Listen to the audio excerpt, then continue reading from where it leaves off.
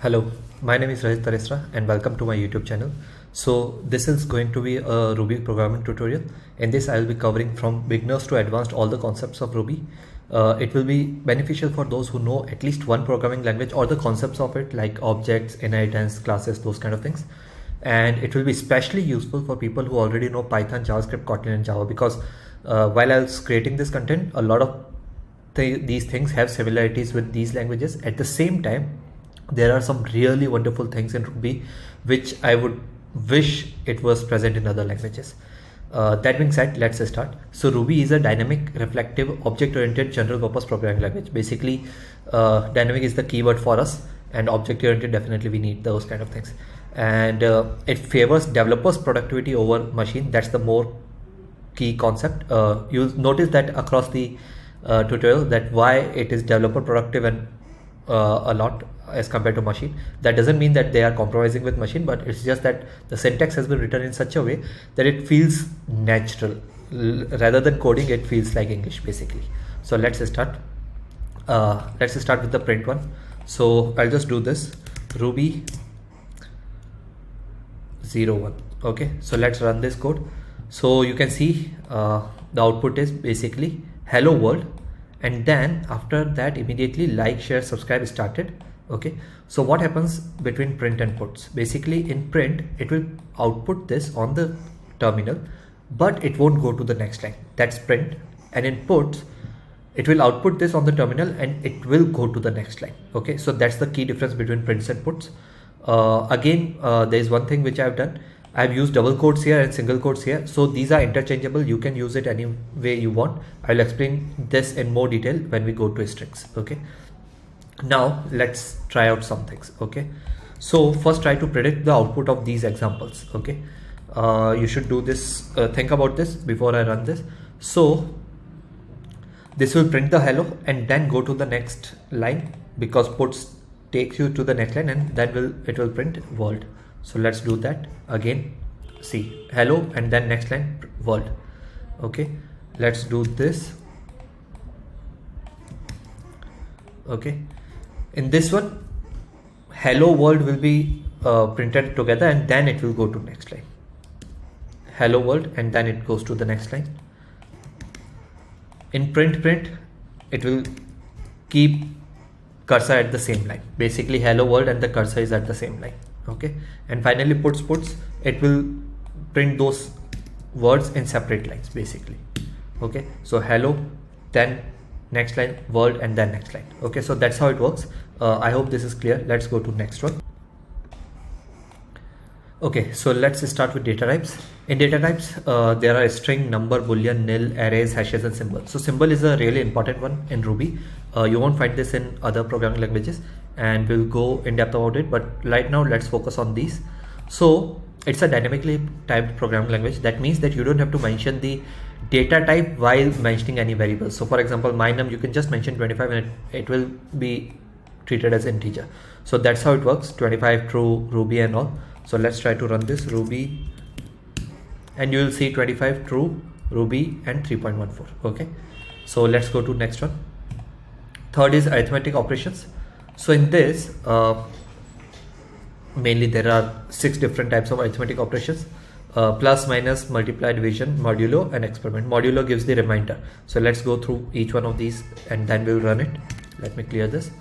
So a is 7 and b is 2. So what will be the summation? A plus b, 9. Minus will be 5. A multiplied by b, 7 into 2, 14. 7 modulo 2. Basically it means it will give the remainder. So 1 will be the remainder. That's it. It means exponential power. So 7 raised to the power 2, which means 7 2 times. So 49. 7 7 is at 49. Now this one is special. Why? Because 7 divided by 2 will give you output 3. Okay. The reason for that is 7 will get treated as integer, as it is a dynamically typed programming language.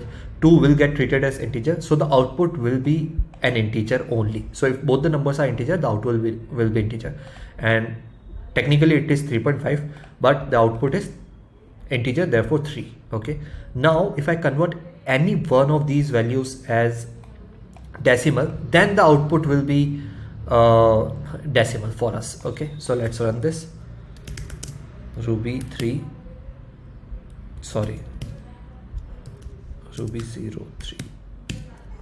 So you can see the last one is 2.25. This one is incorrect actually. Yes, because I mentioned that it will be decimal. So now 9.0 divided by 4 is 2.25, and because it's a decimal, one of them is decimal, so the output will be a decimal. So that's how it works. Okay, that's the only thing, that key thing that you have to remember, that if both the numbers are integer, the output will be integer. If any one of them is decimal, the output will be decimal. Let's go to interpolation. Basically it means using variables with strings. So we have a variable name Rajat. So if we use puts, if we are using double quotes, okay, in that we can mention variable as hash brackets. Okay, so hash brackets, and in this you can mention variable or run any code also. Okay, so that's how it works. Now if you are using single quotes, it won't work. In single quotes you cannot do string interpolation. That's the main difference. And another way of doing string interpolation is plain, plus, those kind of things, which is available in most languages. This might be different in in some languages, like maybe dollar, maybe using this directly. So it depends, but string interpolation is really easy, similar to other languages. Let's use this. And you can see hello Rajat from this one. Hello hash name, because it was treated as a string, no string interpolation is allowed in single quotes. Then finally this one, which is this. Okay, let's clear this. Casting, by the way, if you are trying to follow along in this video, I would suggest not to try these codes parallelly. Instead, take a notebook, write down keywords that you want to revisit, or write down number of this file, like 05, 14, 18, so that you know what all things you have to revisit. Okay, now let's start with casting, data type, conversion, and casting. So basically the convention is you can use to_ data type to cast it to something else. For example, you can use to_i to convert anything to an integer, to_s to convert anything to a string. So for example, this one is a integer. So if we use to_f, it will get converted to float. Okay, 1 is an integer. If we write to_s, it will get converted to a string. Same, converted to integer, converted to a string. So let's run this directly.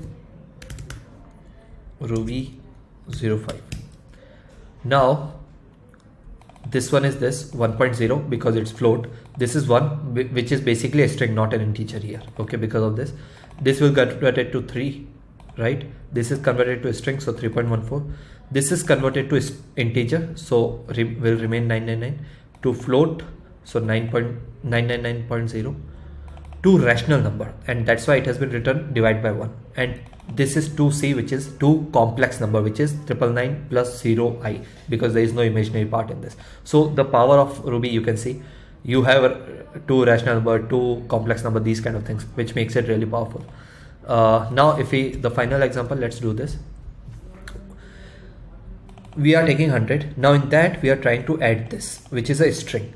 So we cannot do that directly. We will have to convert it into a complex number, because it's a complex number, right? So 2c. So when we convert it to 2c, it gets converted to 20 plus 1i. That's it. So 20 will get converted to this, which is real part to real part and imaginary to imaginary. So the output for this is 120 plus 1i. If you know how complex number works, it should be easy to understand. Otherwise, you can ignore this. It's fine. Let's go to strings. So strings are like classes in are classes in this Ruby languages, and we'll explore some most common used methods in this, which is upcase, downcase, reverse, length, and those kind of things. Okay, so let's start. I have written this text, hello world. Now I'm converting it to upcase, which basically means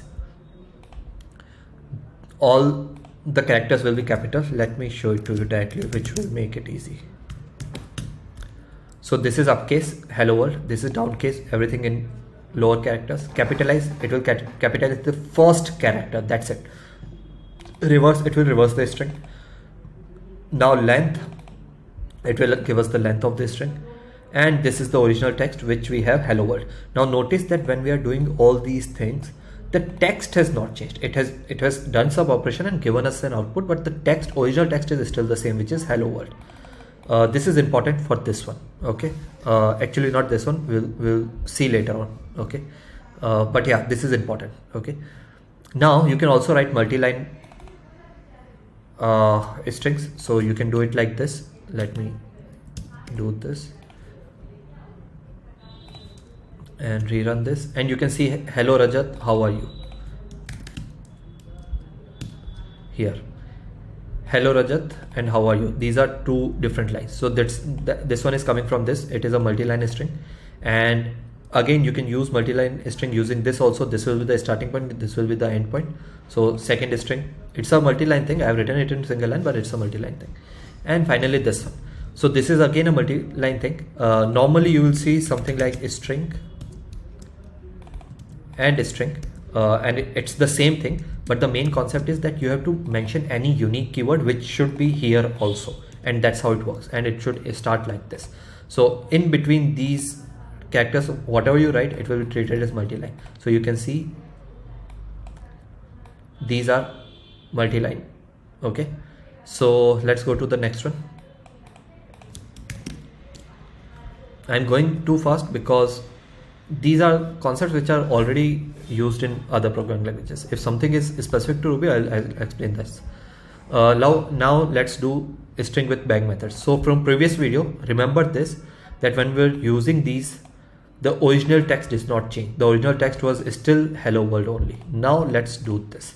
In this, we are using something called as bang operator. Okay, what it does is it modifies the original thing.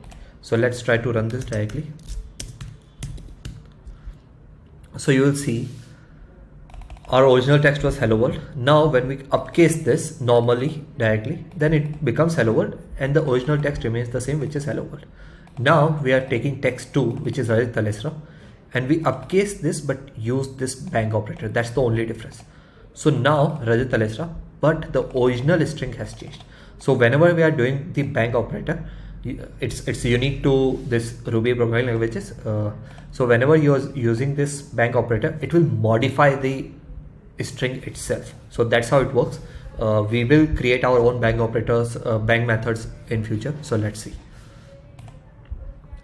Now this is strings as arrays. So strings can be treated as arrays. What it means is that basically if you have a string like this, the H will be categorized as 0 index, I as 1, space as 2, Rajat R as 3, and so on and so forth till T as 7. So these are the indexes. Now when you use new string 0, which means new string 0, you will get H for this. Okay, same goes for 1 will be I. Okay, now if we use 3, 2, what it means is that this is the starting index, like this one R. This is the starting index, and these are the next number of characters that we want. So RA should be the output for this. Okay, let's do this Ruby 08. So you can see HIRA. Okay, this part should be clear. Now let's see this. So in this string, there is a method called include, and it's the question mark. We'll see this later on, but it's a query operator. Okay, this is the entire method name. Basically, you can think of it like this is the entire method name. So you are using include, which basically returns true or false, and you are checking HI. So hi is present in this string, and therefore it will return true. Hello is not present in this string, and therefore it will return false. So that's how it works. We can use a split also. So you can split it by space. So hi will be one part and Rajat will be another part. These will be categorized as in separate arrays, separate objects in the array. So hi Rajat. Okay, and finally you have something like this, which is substitute, global substitute and normal substitute. When we are using global substitute, what it will do is in this string, new string, it will find all the characters which are A and replace it with U. So you can see the output for this is hi Rajat, something like this.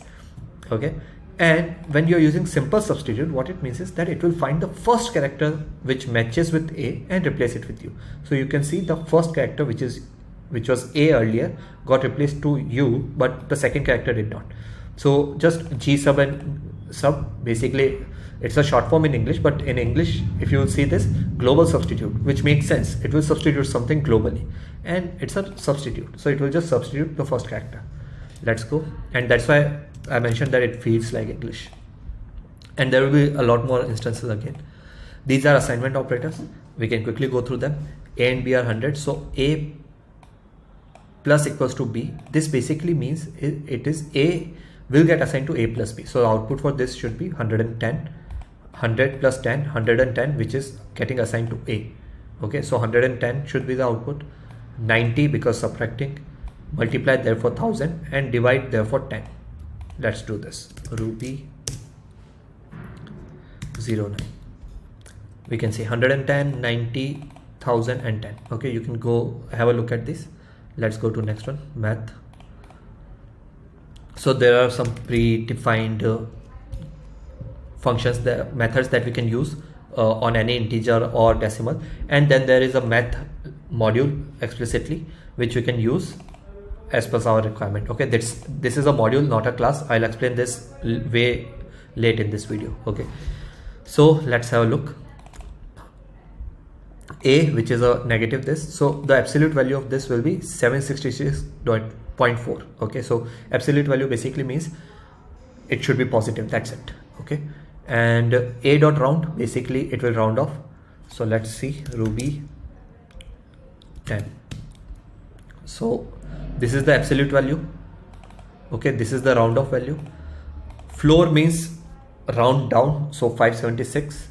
Seal means round up basically, so 577. Now this is the square root, so square root of 4 is 2, and this is the log 100, which is basically 4.60. if you want to use this as base 10, then you can use it, and the result should be 10. Oh no, 2, sorry. Okay, it's like this.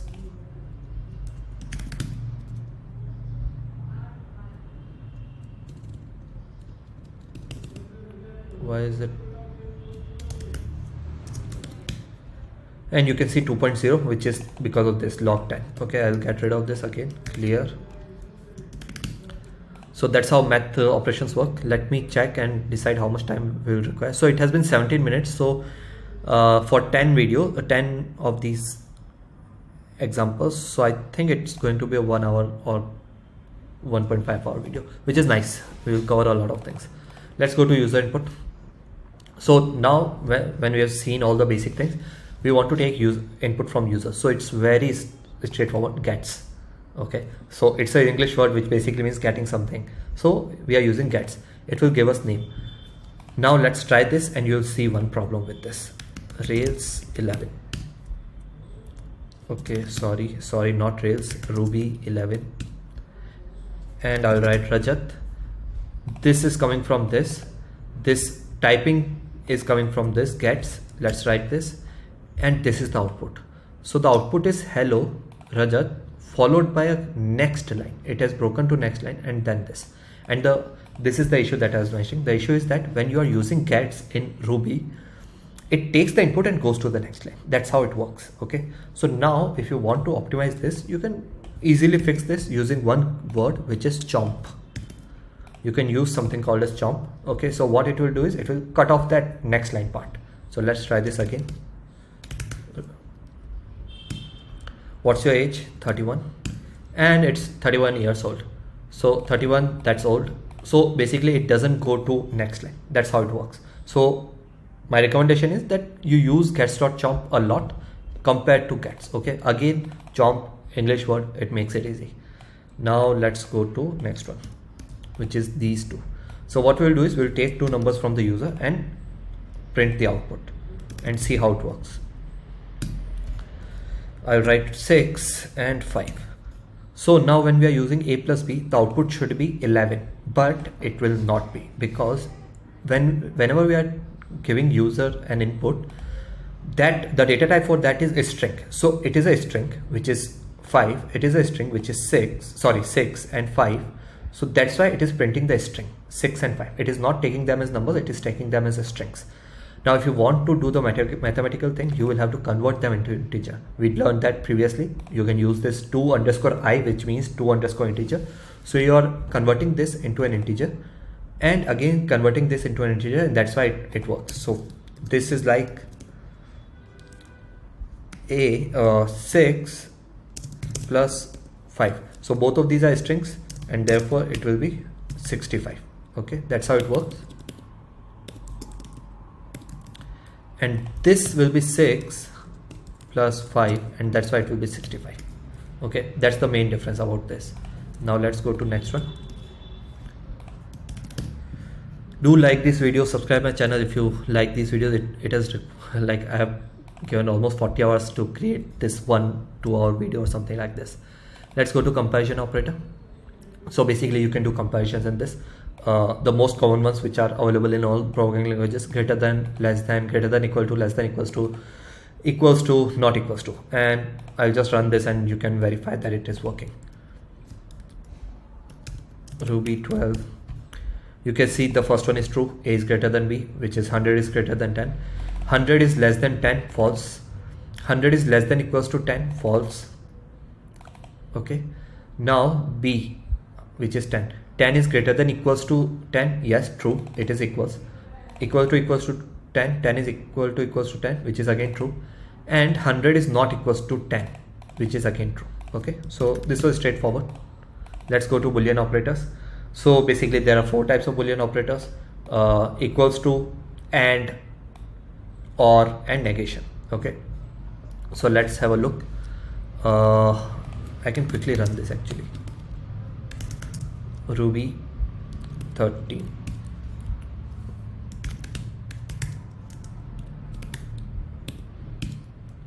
Okay, so first we'll see all the AND operators. These are AND. So 1 is equals to 1, that is true. R is equals to R, that is also true. And that's why if both are true, the AND will give us true. That's the first result. Okay, if again I'm writing it as Boolean, so this is a string comparison, this is a string comparison, those kind of things I'm telling you, and this we are using Boolean. So again true, this is true, and sorry, 1 is not equals to 1, this is false, and this is true, and therefore the output is false. So that's how AND works. Result of OR, let's see that. In this again, one of this should be true, so this is true, this is false, it's fine, we can use true. This is true, and if first one is true, this won't even go to the next one. It will see the operator and it will return result as true. It won't check whether it is false or what. It doesn't work like that. If the condition is met, it will directly return true. So that's how it works. And the third case, which is this is false, so final result will be false. And finally results of not operator, which is it will just do the opposite. So if something is true, it will be false. If something is false, it will be true. Okay, again these are something that you would have used in other programming languages. Let's go to arrays. It's similar to other programming languages. You can define arrays like in two ways. One is using the class, which is array.new, and one is the literal way, which is basically you are typing it literally, which is this. Okay, and you can have mixed data types in arrays. That's really powerful. So let's have a look at this one.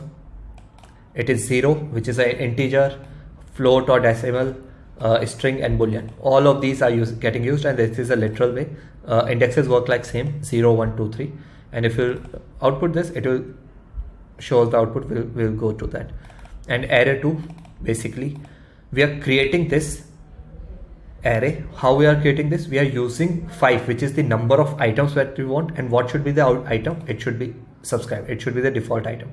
So it will result subscribe, subscribe, subscribe, subscribe, a subtle hint to this 5 times. Okay, so let's do this. Ruby 14.2. So 0, this is the output, 0, 1.0, 2, and false. Okay, these were the arrays. Now remember, when we are using puts, it is automatically treating this for each and every character, every item, and that's why next line, next line, next line. If you are using print, let's do this. It is going in next line 5 times. It won't go in next line 5 times. Now it is going in same line again and again, something like this. Okay, but I'll revert this to make it much more clear. 5 times. Now let's see the size and length. So this is the most common confusion that doesn't work for developer and across programming languages. When do we use size? When do we use length? So as I mentioned, Ruby is focused on developers' productivity rather than machine. So what they've done is they've used length and size in similar way. Basically, you can use size. If you remember size, use that and it will give the same result. The size is 4 here. And if you remember length, use that and it will give the same results. And that's why I love Ruby, that it makes trivial things much more easy. You don't have to remember code, you just have to communicate to your code in English. That's how it works. Okay, now let's try out some other things. Let's try this one. I'll remove these prints. Okay, let's do this, and you will see we are trying to access elements. If you write array 0, which we did similar to in strings, so it will give you 0 because of this value. Okay, if you write array 3, 0 1 2 3 3 index, which is false. Okay, and if you write -2, it treats those arrays as circular. Okay, so if it is 0 and if you are going from backside here, it will be treated as -1, -2, and that's why it will give 2. So again, this is powerful. It doesn't work in a lot of programming languages. It makes this really powerful. Okay, for example, if you don't know the length of the array and if you want to go through the last item, you can directly, in other programming languages you have to do array.length -1, but in this you can directly use -1. It will go to the last element. It makes it really wonderful. So let's close this. You can output these as ranges also. So what it means is that, sorry, this should be commented. What it means is that 1 2, okay, so what it will do is it will start from index 1, which is 1.0, and go for next 2 indexes. So 1.0 and 2, that's how it works. Ruby range 1.0 and 2, 1.0 and 2. Okay, that's how it works. I hope this is clear. Again and again I am repeating, first one is the index and second one is the number of elements. Now you can do range in these two other way also. Okay, which is using double dots and using triple dots. Okay, using double dots means from first index number 1 to index number 3, index number 1, which is 1.0, 2 and false. So it will give output as this. Okay, let's run this. Ruby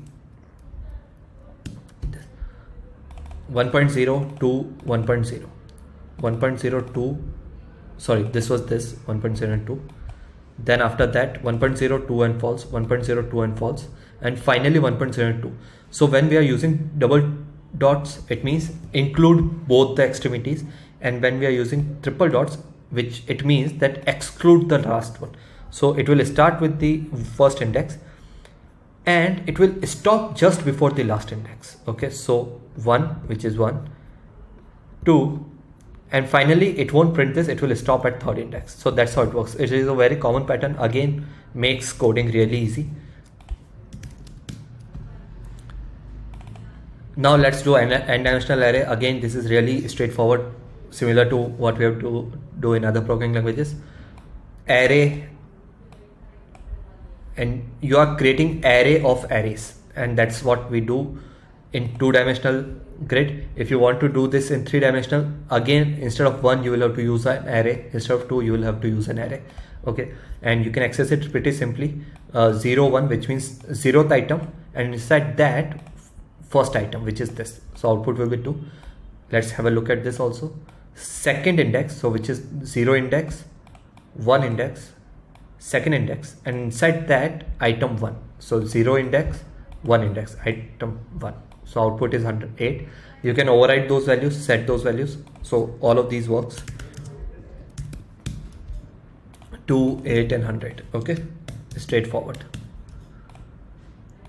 Let's go to 16th, which is some of the most common methods of arrays. I'm showing you these methods also. I showed you for strings, now I'm showing you for arrays also. So this is a languages array. You can push some data in it using this. So the output for this will be Kotlin, JavaScript, Java and Ruby, and that's a hint that these are the things that I'll be working on this in this YouTube channel. Ruby 16. So Kotlin, JavaScript, Java, Ruby. This is the output for this. When we use pop, what it will do is it will take the topmost element. So Ruby was the topmost element in this. So it will take that and remove it. So the output for this is Ruby. Okay, and it will remove it. So if it removes it, we are back to this original array. So you can see when I reverse this, it is Java, JavaScript and Kotlin. Java, JavaScript and Kotlin, and Ruby is not considered because we had popped it earlier. It is out of the array now. We can use sort to sort them out. Okay, Java, JavaScript and Kotlin. We can check whether a particular item is available in array or not using include, and that's why we're using it in string also. String is nothing but it's just array only. Okay, array of characters. Okay, so we are checking for this. If Python is present, it is not present, so false. If Java is present, it is present, so true. Okay, straightforward things. Let's go to conditionals. Okay, so let's start with the conditionals. In this, if, else if and else. Okay, these are the most common words, and. Okay, so let's start using this. This is the first case, which is we are using if and end. Basically, and is used to end the block, and if is to check the condition, and inside that we can write any code. So again, A is greater than B. This is false, so it won't give any output to us. Let's use this, and it won't give any output. Okay, so let's comment this. Now let's go to the second one, which is using all the possible things in if. 10 is less than 5, false. So because this is false, it will go to else if. Else if means you can again add a condition. Is it greater than 5? Yes, therefore it will give this output. Now assume that if this was also false, it would have gone to else. Okay, so you can mention various cases like this: if, else if, else if, else if, else if, else, and finally and. Okay, remember this and also. So let's again run this, and you can say A is greater than B. A is greater than B. Okay, so let's go to next one. So in this, there is another advantage. We have unless, so it is just opposite of what if does. If works if the condition is true, and unless works when the condition is false. Okay, so it's just opposite, but it works really great, mainly when you are writing code. I'll show it to you. I have taken one example which I can show it to you in future. Okay, so right now let's focus on this one.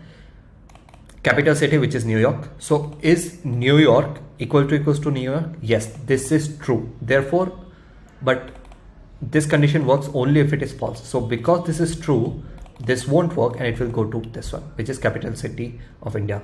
Okay, for example, let me write this, and you can see capital of India. What if I write Kolkata, and I will write this? Okay, sorry.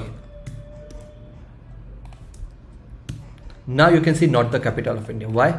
Kolkata is equals to New Delhi. No, it is not. Therefore, it will be false. And if it is false, in unless, you just have to think that it works in reverse way, and it will give you this. Why is it helpful? If you have done a lot of programming, you will know there are cases where we just have to check the if condition, but we have to check it in the else part. We don't have to write anything in the if part. Now the obvious solution for those kind of things is that you can revert the condition in if clause, but in Ruby you have completely different. You can do that, you have that option, but you can use unless also. So it would make sense. Who has done a lot of coding, it will make sense to them. So now let's try out other things, which is this one. Let me comment this also. Now this is a ternary operator. What it means is that you check the condition, which is this, and if this condition is true, okay, then this will be run, and if this is false, then this will be run. Right now we are doing print statement, but it could be a logical code also. Okay, so let's try to do that. You can see 5 is not equals to 6. Why? 5 equals to 6, that means it is false.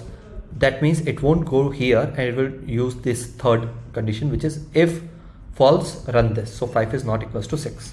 That's how this ternary operator works. It is common in other programming languages also. Now let's check the power of Ruby modifiers here, and let's run this directly. So I've already explained how if works. Now you can write your code in this way. This is sort of unique to Ruby, which is, and you can read it like this in English: print or prints you are young if age is 18, which is pretty plain straightforward language that you're using. Okay, it's English only. So what it does is it will print young if this condition is true. So basically it works like this: if this condition is true, this will get executed, otherwise it won't get executed. If this condition is true, this will get executed. That's how it works. Okay, so you can see clearly 15 is less than equals to 18. This is true, therefore you are young. 20 is less than equals to 18. No, it is false, and therefore you are young again. Obviously it doesn't make sense, but you can see the output is not there. Okay, now let's run this again, and now we'll do this for unless. Again, really powerful. You just have to make a bit of habit of this and it becomes really powerful. You will see 15 is less than unless, right? So it will get read as like this: print you are old unless this condition is true. Okay, so if this is false, this will get printed. So 15 is less than equals to 18. This is true, therefore we cannot print this. Okay, and 20 is less than equals to 18. This is true. Sorry, this is false. This one is false, and therefore we can print this. And you are seeing you are old here. Okay, and that's what makes it really powerful. In most of the other programming languages, we would have written this in 2 or 3 lines of code. Here it just works like a charm. Let's comment this, and this is the third one, and this is really nice. In Boolean operators, if you remember, I explained you here this one, sorry, not this one, that if this is true, it will see the OR operator, it won't go to the next one, it will directly print true. Why? Because it just have to met at least one criteria when you are checking for OR conditions, right? So the power of that is name is nil. Okay, now here name, this basically means is that if name is nil, then set this, otherwise not. Okay, so let's run this quickly. You can see it's cat's cradle. Why? The output of name is cat's cradle. Why? Because this one nil, it got set to this. Now if I use Rajat here, it will print Rajat. Why? Because Rajat is already there, and that's why this will return true, and it won't go to cat's cradle, and it will not modify the name. Okay, that's how it works. If it's not clear, you just have to make a bit habit of it and compare it with the Boolean operators that I explained. Okay, that's how it will start making sense, and it's sort of something Ruby makes powerful of. Okay, now let's go to the next one, which is 18, switch case. Again, similar to other programming languages, we have this, but it is a bit more powerful. I'll directly show you that power in first case. You can directly use this, which is 0 to 18, 18 to 16, 16 to 100. In other programming languages, you have to write it in multiple and those kind of things. Here it becomes really easy. Now, if you would have, again revising this, if you would have used 3 dots, it would not include 13. That's how it works. Okay, now let's use Ruby 18 job. Why? Because age is 30, so age is 30 when age is between 0 to 18. No, when age is between 18 to 60, yes, so put jobs. That's how it prints job, and it will skip all other cases. Now if we run this one, okay, we are taking input from user, and it is much more like English. You can use it like this also. Here we were not using then. If you want, you can use then. That's how it works. It is completely optional, but it makes it more like English, which is case greetings. When English, then print this. When French, then print bonjour. When German, then print guten Tag. I might be pronouncing it incorrectly, but yeah. So hello there, German, guten Tag. So that's how it makes it really easy. Again, like English only. Let's go to loops, and loops will be really powerful and enjoyable. Ruby 19, really simple. Like, share, subscribe, comment. This is a subtle indication as well as an array. Now you just loop through these arrays using the in. So for item in array, and it will keep on iterating over this, and we are printing this. Like, share, subscribe, comment. That's it. Now we can make it a bit more powerful, which is, check out this one.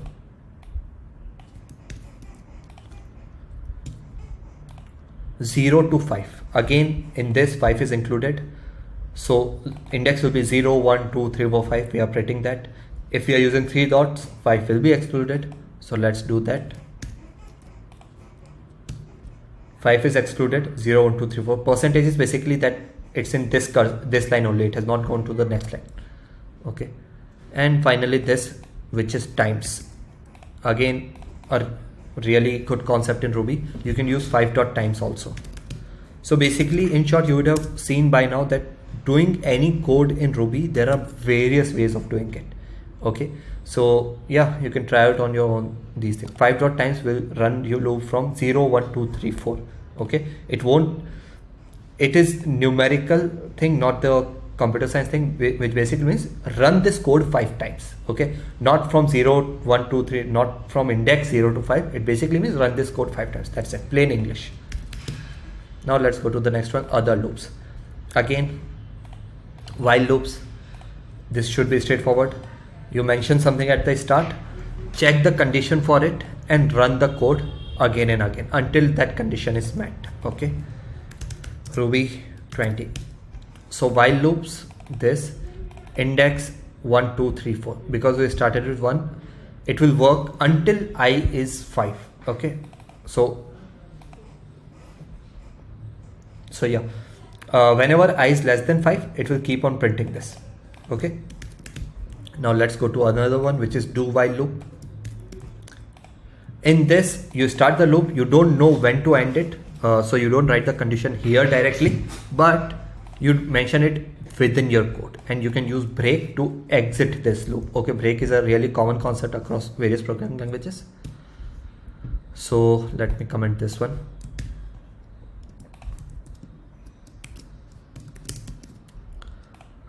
Do while loop, you can see index 1, 2, 3, 4, 1, 2, 3, 4, and as soon as it is 5, it will break. Let's comment this one also. So do while is done, which is using loop.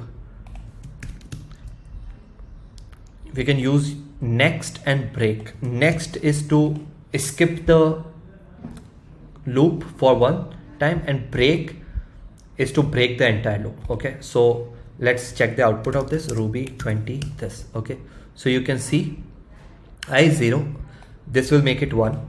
Now if 1 mod 2 equals to 0, no, it will be 1, therefore this condition will not work and it will print output 1. Okay, again this won't work right now.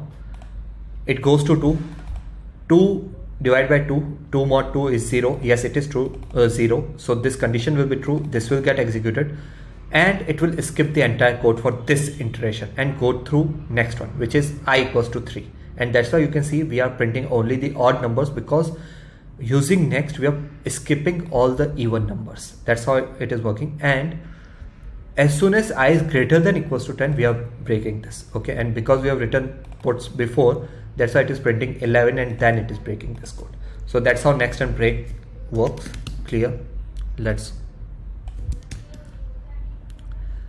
again another new thing which is in Ruby unique, until. Similar to if and unless. If condition true, work this. Unless condition false, work this. Similar to that, here it is Ruby 20. Okay, so it will print 1, I equals to 1, printed. Index equals to 2, printed. It will work on this until I is equals to 5. As soon as I is equals to 5, it will break this. Okay, so as soon as this condition is true, it will break. In while, as soon as the condition is false, it will break. In this, condition is true, it will break.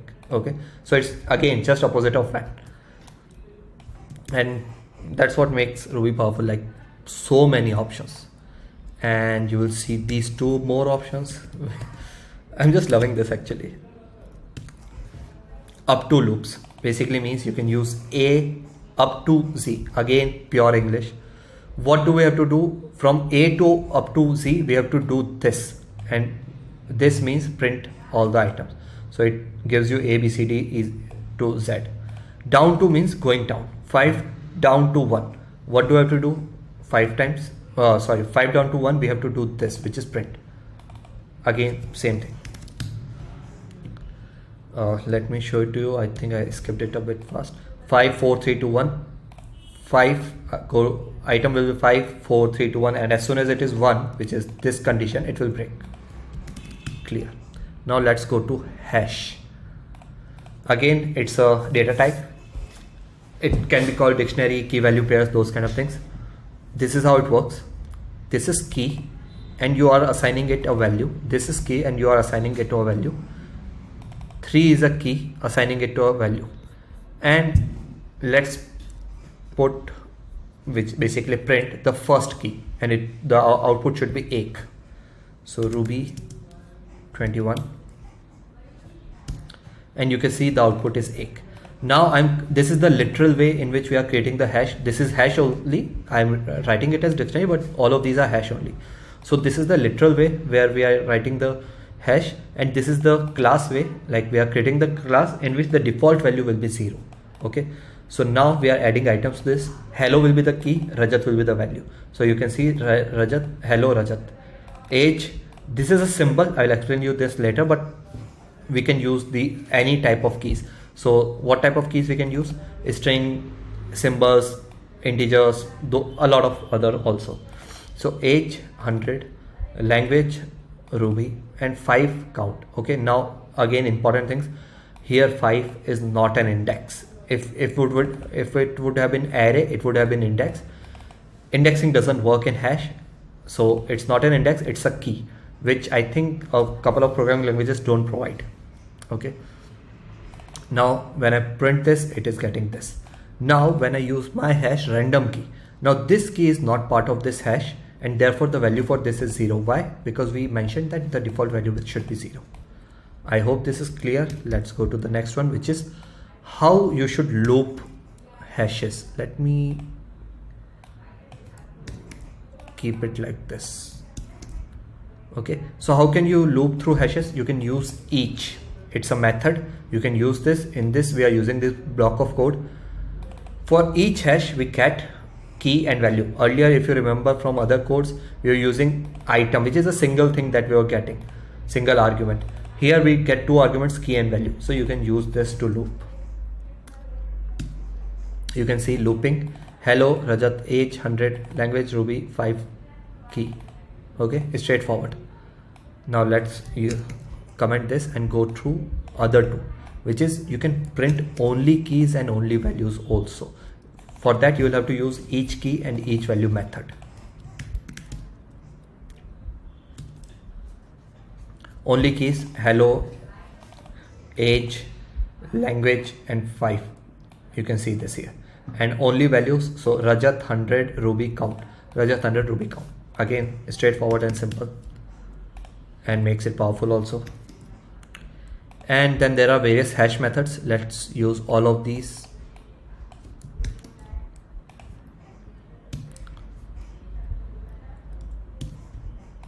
So you can use fetch.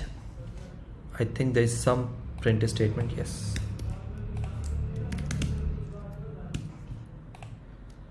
Okay, so you can use fetch to fetch a particular key. You can use it like this also, or you can use the fetch function for this. So I've written hello, and the output for this is Rajat. Okay, now let's go to keys. You can access all the keys. We have done that earlier, but if we use this, it will directly give us arrays, and when we use values, it will directly give us values. Length and size, again no confusion, gives the same result, 4 4. And you can also merge any other array in this. So if you remember earlier, I had dictionary. So let's see the output of this one. We are merging dictionary and hash. So in this, first dictionary is getting printed. Okay, and in that same hash, we are adding my hash, which is Rajat and hello, age, and those kind of things. So yeah, it makes merging of 2 hashes easy. Let's clear this, go to next one. Now comes the symbols. This is really important Ruby thing. I'll go a bit slow here. Let me drink water also. This is actually really powerful as well as important. Symbols are like hash strings only, except they are treated as code. It is really performative. The performance of using symbols over strings is really powerful. How do we use it? We will see that. But whenever using it, the performance is really better than strings. It takes less memory as compared to strings. It has unique copy. I'll show it to you in this video. And they are immutable. You cannot change them. Okay. So basically keys are useful. Symbols are useful. Okay. So now let's see. I could have mentioned it like this also. Right, Tom Cruise, but this makes it really powerful. Let's 22 actually. This is simple. Tom Cruise, which is the string. Mission Impossible is the value. Rock is a symbol. Symbol starts with what is this called? I don't remember, but it starts with this symbol. Okay, so write notice Dev Patel this. Okay, now let's understand this in a bit more depth. Okay, right now if you are confused, just treat them as strings. Okay, now let's see its power. The power of this is we are using hello, which is a string, and we are taking its object ID. Okay, where like what is the ID of it in when we are creating this object in the memory. So the ID is 60. When we are doing this again, the ID is 80. So that's what the problem is. Strings are mutable, as well as they do have multiple copies. Now if I use a symbol here, okay, exactly same, but I'm using symbol, so it will have a unique address. Okay, it won't get recreated. Symbols are unique, and that's what makes it powerful. It becomes easy to access, so the performance is better. They take up less memory also. So yeah, overall it's really powerful, and we'll keep on using in various examples, so you will see. Let's go to functions. So again, functions, methods, all of them are same. In other programming languages, you use like functions, function keyword, then the name, then parameters, then curly braces. That's a normal convention. In this also, the convention is a bit different, but almost same. It starts with definition, def. There is an end block instead of curly braces. Then there is a name of the function, and it can accept parameters. For example, this one, which is definition hello. This makes it a function, and we are just printing this, nothing else, and we are ending this function. And you can call it in the two ways. You can use the brackets if you want to, or if you don't want to, you can skip that. So let's run this. Ruby 23 method without return or params. Let's do clear this. Now we'll use a return, okay, so that we can get the value.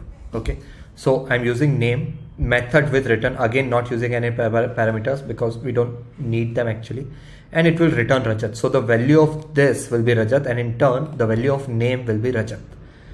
So we can write hello Rajat here. Let's run this, and you can see hello Rajat. Okay, let's comment this. Now this return keyword that was used, it was used, and that's why it is called explicit return. We can do it like this also. In this we are passing parameters. I am passing 5 number. The value of number will be 5 raised to the power 2. It is an exponent function, exponent operator. So 5 raised to the power 2 is 25. So it will return 25 and puts 25. Okay, so again run this, and you can see 25. Now this is an explicit return because we are mentioning the keyword return. In Ruby, you don't have to do this. You can, by default, if you don't mention anything, the last line gets returned. Okay, so for example, this, I'll write ports to make it clear, inside function. Okay, so this will get printed, and it will return its value, which is 3 raised to the power 2, which is 6, and it will print this. So here we are not mentioning the return keyword like this. It will just work. Okay, so let's do this. Inside function 9, inside function, and this will get returned as 9 here and puts 9. So again, powerful that you don't have to mention it, explicit and implicit returns. So let's comment this. Let's go to arguments. If we are not passing arguments, we can mention the default value and it will get treated as 2 raised to power 2, which is 4. Again 4. Okay. And a more powerful thing, split operator. What if you don't know how many arguments you have to pass, right? Or you have to receive. You don't know in this method how many arguments you will receive. So what you can do is you can use this star, which is known as a split operator, which basically means we don't know how many arguments there are there, and that means that it will be treated as an array and you can use that. So how does it work? Let's use this for the first time.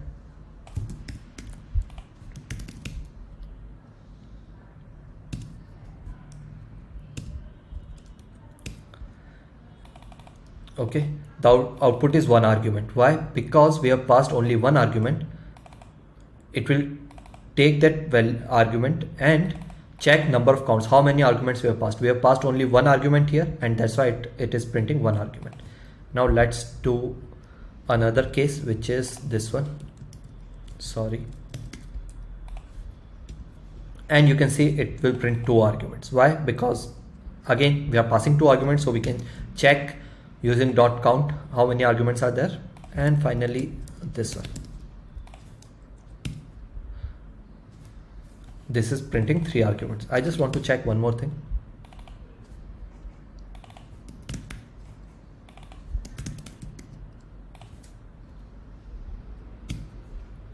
Three arguments and length. So again, the focus is developer. You don't have to get confused about count, length, size. You can just use any one of these. Really powerful. Now let's comment this and comment this, and now let's do it in a bit different way, which is, what if you know that first argument is something which is very specific and you want that, and after that you don't know how many arguments are there.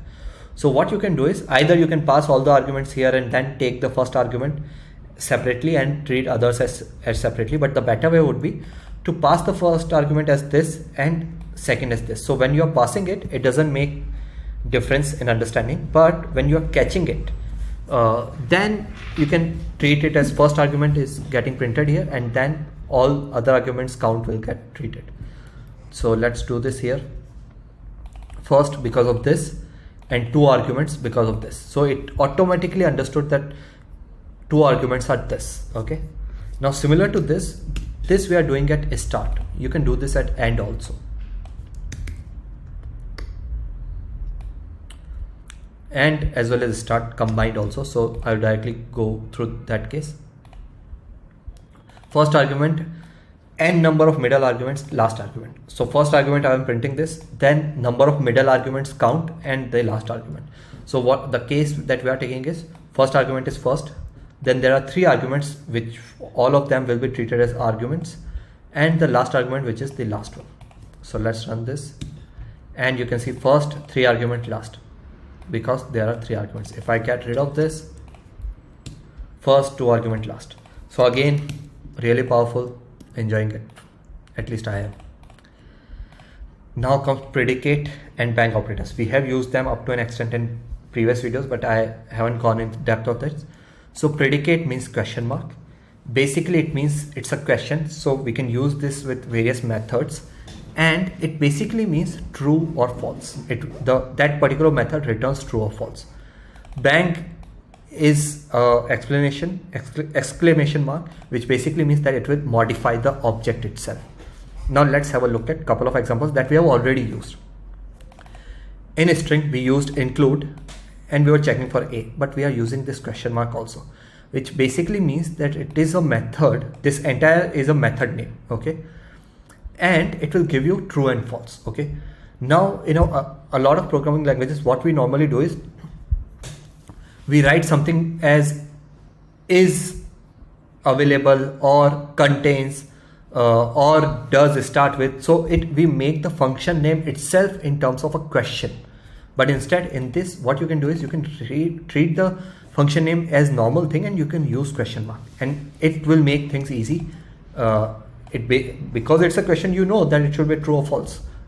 obviously in this particular context we are limiting the scope.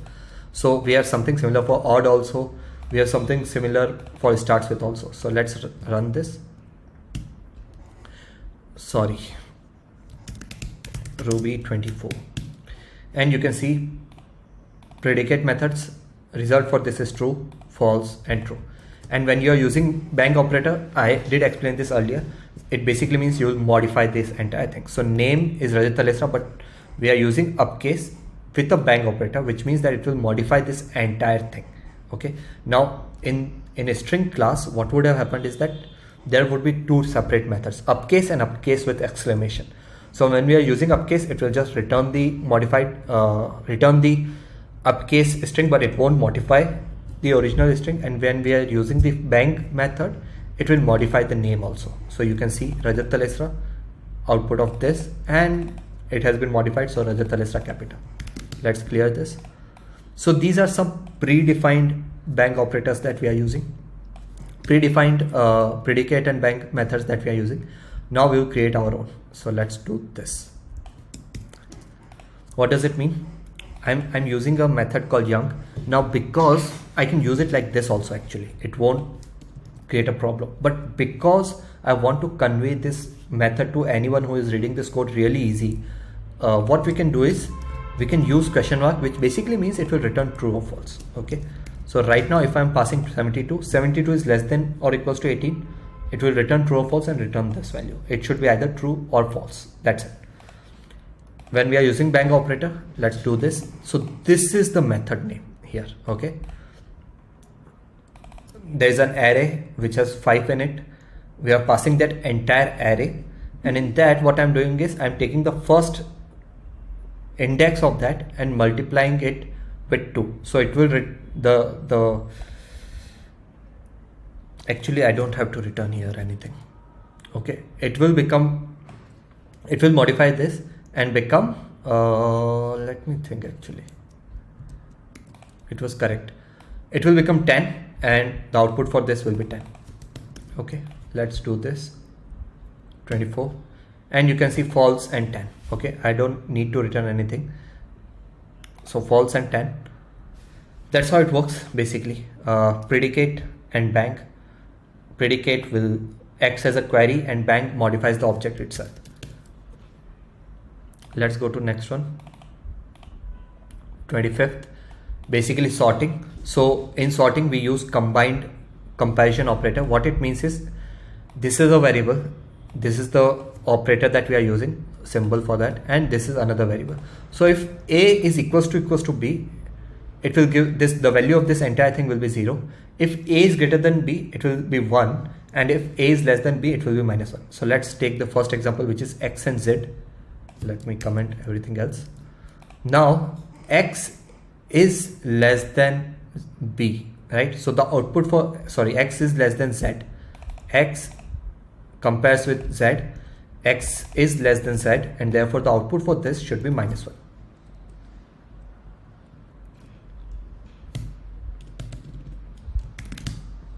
Ruby 25, sorry, Ruby 25 this, and the output is -1. Okay, and if it was z, a or b, then it would have been 1. Okay, because z is greater than b. Correct, it works with number also, but I was eager to show it with a string so that it makes much more sense to you. Now let's comment this and let's see this.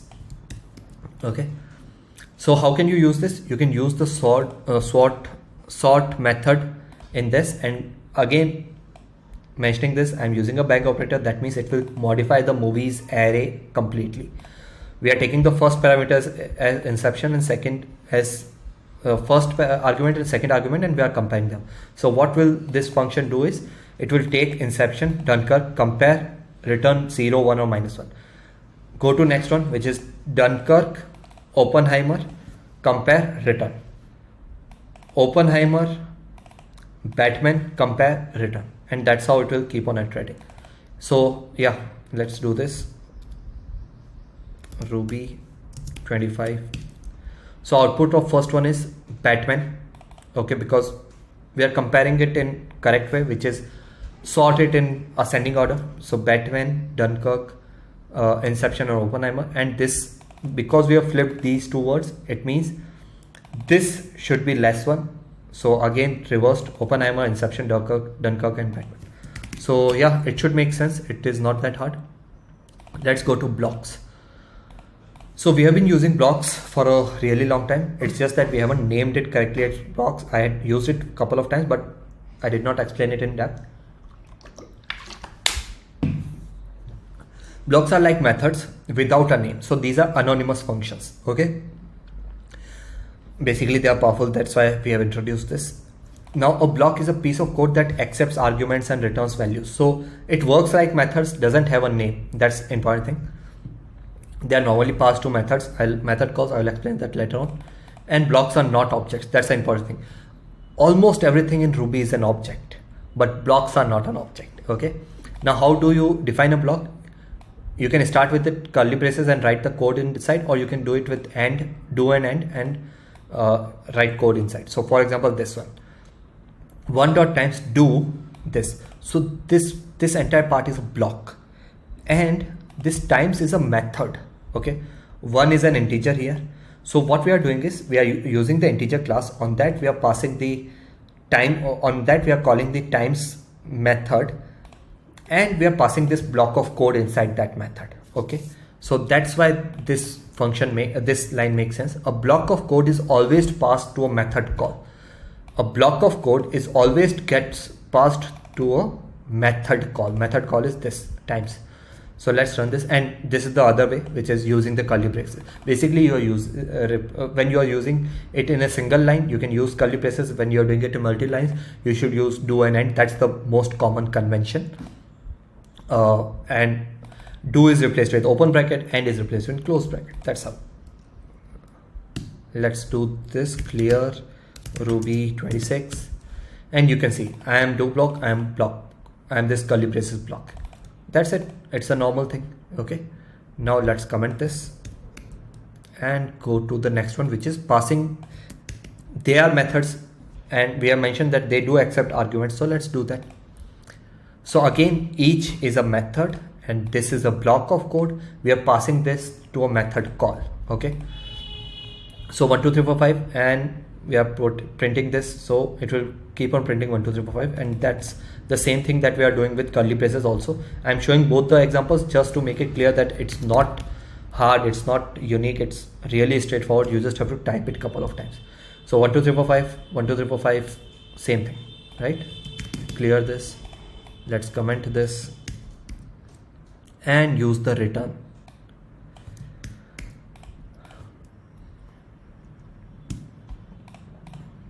Okay, in this we are returning the values. So select is the most common example for that. It does accept values. This is a method in which a block of code can be passed, and it will keep on accepting that methods and modify this. So yeah, return has been modified to this 1 2 3 1 2 3. Okay, so I hope this is clear. The most common part in this is a block of code, and this is a block of code. You can use it with curly braces, you can use it with do and end. They are like anonymous functions, but they are anonymous. They do accept arguments, return values, but they are not methods. Okay, the use of methods is that you can use them again and again and again, and it abstracts your code. The use of block is that you want to use it at only once at somewhere, and that's why you don't want to create a separate method of it. Okay, now let's go to respond to. This is a really light concept. What is it?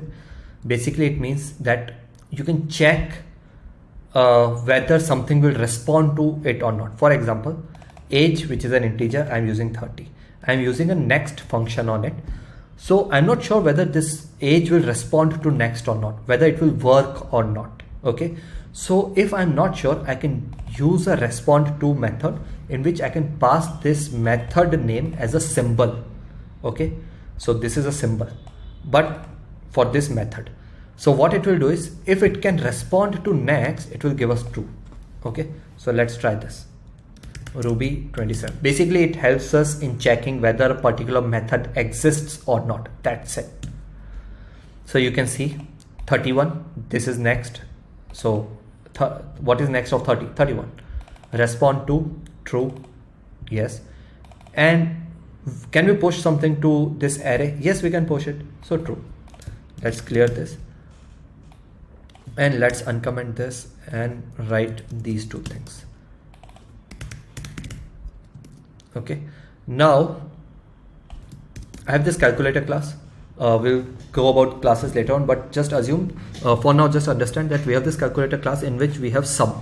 Okay, we don't have divide, multiply, subtraction and all those things. So I just want to be sure whether I can use sum or not, or I can use subtract or not. Just use respond to. This is a function, but we can use them as symbol to verify whether they exist or not. Okay, so let's run this.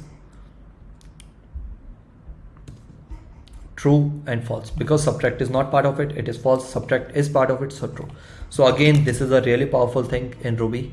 You can check if a method exists or not. Okay, now let's use different push. So if you remember in last video also I explained you we can use dot push, right, to push something on an array. There is another way, which is using this symbol less than. Okay, and when we see it, it does make sense. What it will do is on alphabet it will add D. Okay, if I run this, it will give the output and you can just understand this. Earlier it was ABC, now we have added D to it, so ABCD, and we are printing it this. A giraffe surrounded by wizards, and this is wizards. Okay, now clear. This is a unique concept in which is a yield. I'm not sure if any other programming uses it, but a lot of programming languages don't, and it again makes Ruby really powerful.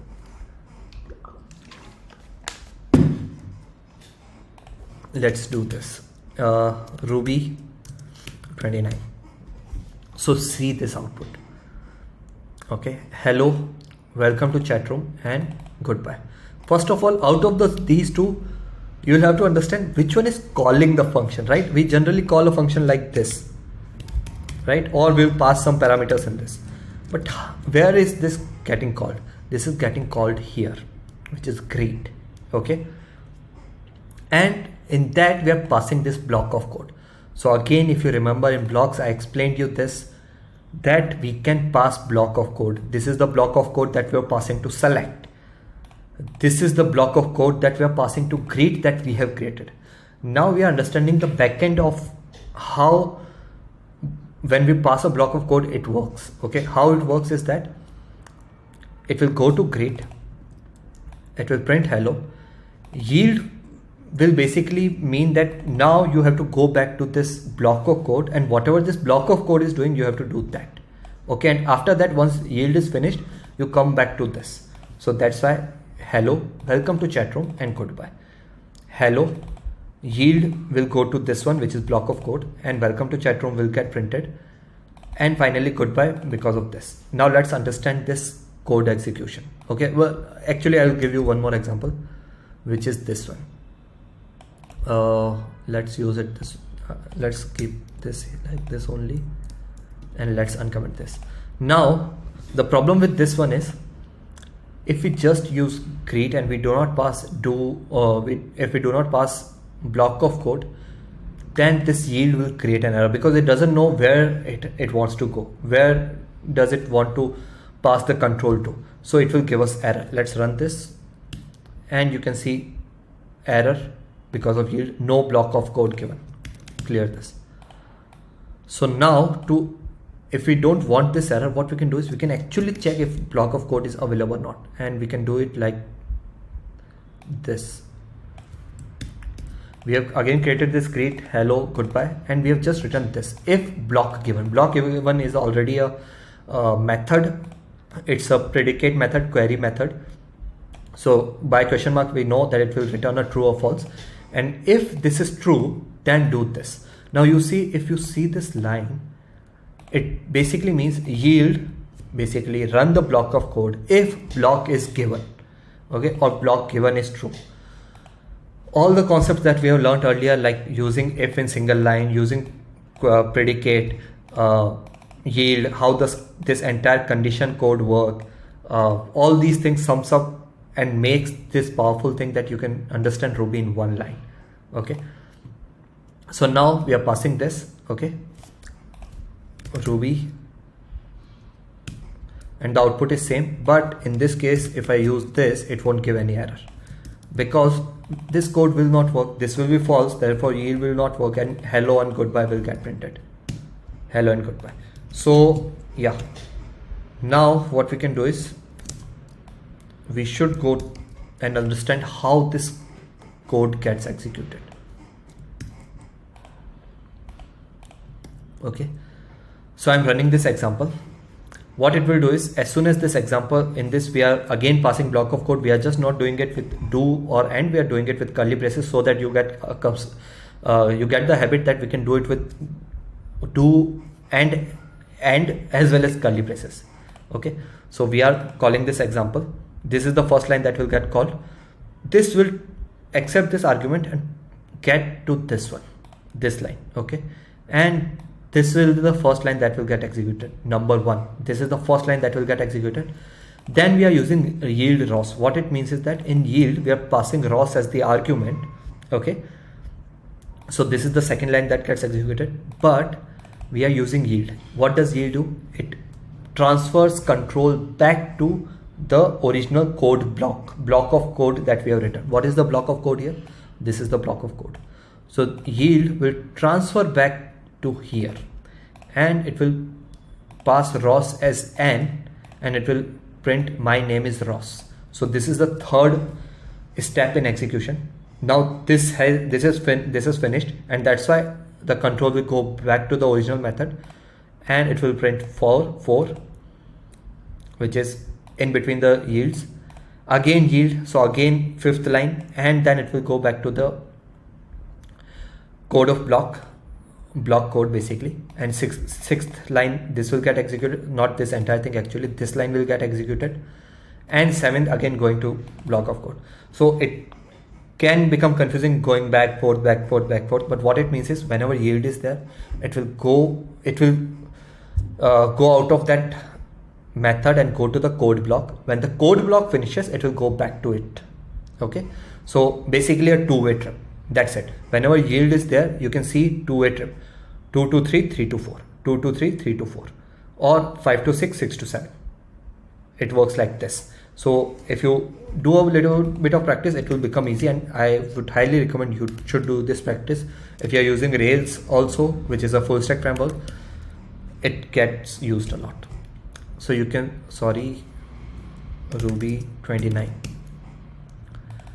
In the method let's yield, my name is Ross. So from 2 it goes to 3, my name is Ross.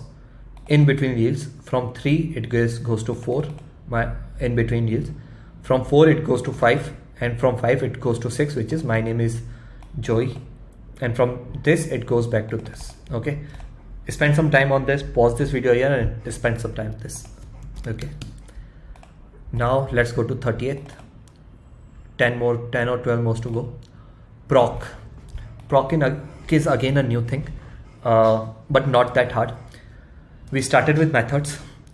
The advantage of method is it's a function. You can pass arguments, you can run a block of code, you can execute a code, you can pass a block of code to it, you can have arguments, return these things. So that's a method, and you can use it multiple times. If you don't want to use it multiple times, you use block of code. Now the disadvantage of block of code is that it cannot be saved. So that's why we have procs. What is proc? It's an object, obviously. Now procs are like saved blocks. Okay, unlike blocks, procs can be called over and over without rewriting them. So you can call it again and again and again. That's the advantage of block, and they can be assigned to variables. Let's do this. And the most important thing is that you have to use end to call them. So let's have a look at here. If we were just using block of code, we could have used something like this. This is a block of code, but block of code works on method calls. If you remember from the earlier statements that I gave here, block of code can only be passed to method calls. They cannot be assigned as variables. Okay, so now proc.new makes it a variable. So that's the only difference. If you want a block of code to be used again and again, and if you want to assign it to a variable, you use proc.new. That's it. Nothing else you have to focus on. So now I can use it. How can you use it? You cannot just use it like multiples of 5. You have to use it with AND. Okay. So what it will do is it will go from 1 to 100, convert it into an array. It will run select, and now remember, select does accept a block of code. So proc is a block of code is a block of code. So we are passing that proc here, and on each item it will do this $5, then it will return true. So it is basically a print all the multiples of 5. So Ruby 30, 5, 10, 15 till 100. Okay. I know this might get confusing, but in this video I just want to summarize everything. If you are confused about anything, you can mention that in comment and I can create a separate video for that. Let's see this one. This proves the concept that you can use proc multiple times. Earlier I mentioned that block can be used only once because they cannot be assigned to variables. That means you have to write that entire thing again and again. Is even, we are using it on numbers 1 and numbers 2. So we are using it 2 times. That means you can reuse it, right? Even numbers in list 2, 4, 6, 8. Out of these 2, 4, 6, 8, and even number is this list is 10, 12, 14, 16, 18. Okay. So these are the important things, and these are again easy things. You can pass in arguments also, because you can pass in arguments in methods. You can pass in arguments in blocks. Therefore, you can pass arguments in procs also. Okay, so again the important thing is using it with and defining it with proc.new. Otherwise it was just simple block of code. I'll run that. You can see 1, 8, 7, 27 and this. Let's comment out all these and go here, last one. What if you don't want to pass it somewhere explicitly? Now if I was supposed to do this, this will give me error. This is a block of code, but I cannot do this. I cannot call a block of code explicitly if I want to. So again, proc makes it powerful. You can define them as proc and you can use a call method on them and it will get called. So let's do this. Hello Rajat. Okay. Now let's use puts. Sorry, let's have a look at this one. I'm using 2s. Basically, it's again a symbol. It's a symbol as a proc. Okay, so what it will do is it will go through this map function which accepts a block of code, which is this entire block of code. It's just proc. Okay, and we are just converting them into a string. Okay. And I have already shown you that output. It is converted into a string. Okay, so how I hope this is clear. Methods are completely different, which you already know from other programming languages. Then comes block of code, can be used once. They are not objects and can accept argument and can return. But if you want to reuse it again and again and want to call it on its own explicitly, and don't want to depend on anything else, then you convert them into proc. How do you convert them into proc? Just use proc.new, and now you can assign it to variables. You can call them explicitly. You can use them like you were using block of codes, but the only difference is you have to use it with AND. That's it. So I hope I have summarized it nicely. Let's go to next one, which is 31st, and it is lambda. Block, proc, now lambda. Let's see. I'll directly run this to make you understand this. Sorry, this one. Output is 6x. Now let's understand this. This is a lambda. Lambda can be, you can write it as lambda, something like this. Sorry, lambda. But a better convention is using this. Okay, it gets used in various other languages also. So in this also we are passing the argument and we are using multiply by 2. Okay, and it will return us, and we can call it explicitly, and the output is 6. It is exactly same as proc. Proc.new, here we are using this, here we are using proc.new. Here the argument is outside, here the argument is inside. Okay, this is also return, this is also return. This is also accepting argument, this is also accepting argument. So it's actually almost similar. You can call this, you can call this. So what's the difference? Only the writing style has changed, right? Actually no. Now let's comment this and let's see this one. Here it's the same thing, accepts one argument and prints this. Proc also accepts one argument and prints this. But what if when I'm calling this, I pass two arguments, 1 and 2, 1 and 2. So in Lambda, it will give us error. And in proc, what it will do is it will take the first argument and return and ignore all other arguments. Okay. So Ruby 31. And you can see it is giving us error on line this 23, which is given to expected one. So basically we are passing two arguments, but it expects only one argument. So the power of Lambda is, and you can see that this proc will not give error for this. You see proc printed one here. Okay. So the power of Lambda, the disadvantage of proc is that it doesn't tightly bind number of arguments in this. Okay. So to eliminate that, Lambda comes in power, that you don't have to worry about number of arguments. It will give you explicitly error. Both of them have their own use cases, but that's the main difference. In Lambda you have to be very explicit about the number of arguments that you can pass. Okay. Now let's check another behavior, which is return. Okay. Let's see.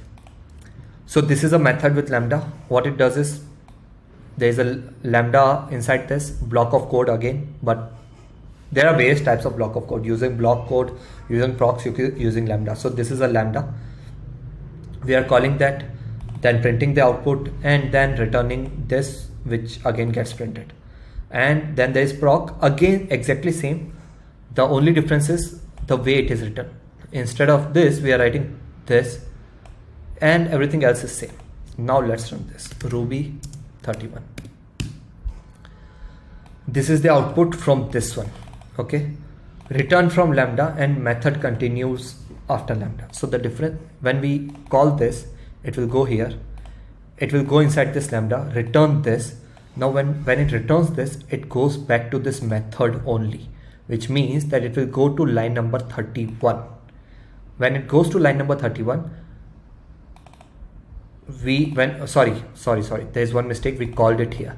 So in line 29, we have written this, described this Lambda. In line 31, we are calling this. So when we call this, it goes to this one. Okay. Now it returns this text, which gets set here. Okay. And when we put text, return from Lambda, this, and finally this method itself is returning this text, which is getting put here. So printed here. So this one. So the main concept here is that when you return from Lambda, it will give control back to the method itself. Okay, that's the most important thing. When we are doing this in proc, it doesn't give control back to us. It exits the method completely. So in this case, return from proc, which is this, gets returned. But where does it get returned? It doesn't get returned here. It gets returned here. Okay, I can show it to you.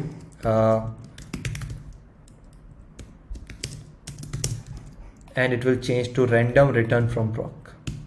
Random return from proc. So although we are calling it here, we are trying to accept this as a parameter, accept this return, but it won't return. It will exit the method completely and return completely from the method and return it here where that method was called. Okay, so that's sort of an advantage as well as disadvantage of procs. Okay, so I hope this is clear. Again, repeating again and again, blocks can be used once. They are not objects. You can use them using do and or curly braces.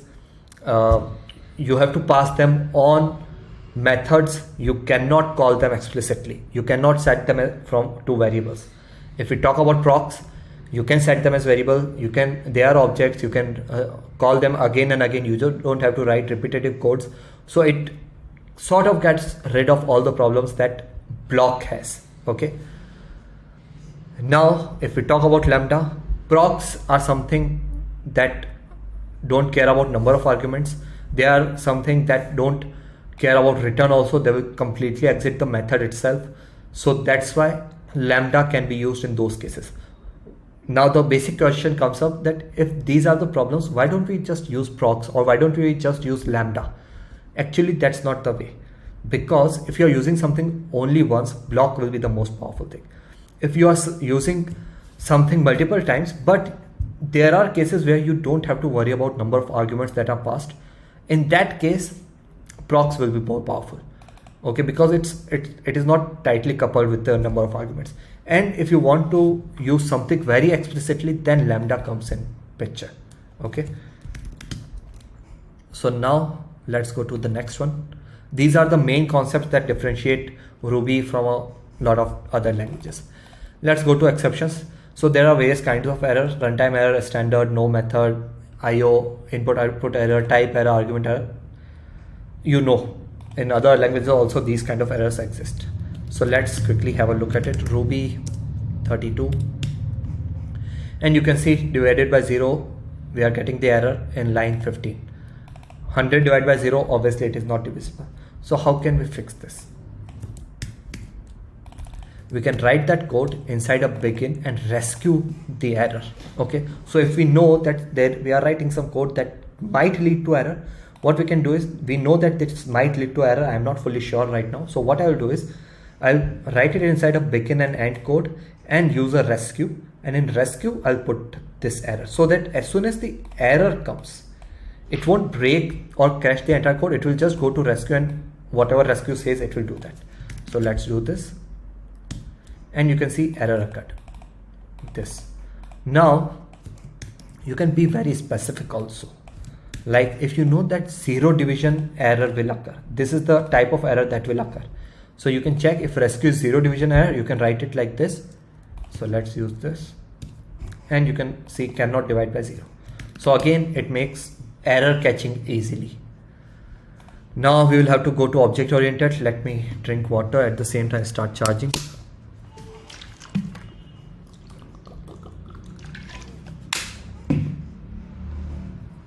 Oh, it has been a non-stop video. Let's go to classes. Again, object oriented thing, you should already be aware of classes. I'll check this, and it should be a string class, because as I mentioned, everything is an object. So classes, a string is a class object, and this is an integer. So let's run this. Ruby 33, a string integer. Okay, now see this. Classes are starting with capital character. We will use this concept later. Now let's run this. I am creating a calculator class. How can you create your own class? You just have to mention the class keyword. So for example, if I was creating this as a function, I would have written calculator end. Okay, so what are the key differences? You have to mention class keyword, you have to mention definition keyword when you are creating a method, when you are creating a class. In class, the first character should be capital, it's a coding convention, and in definition it should be small. Okay, now I have created a class.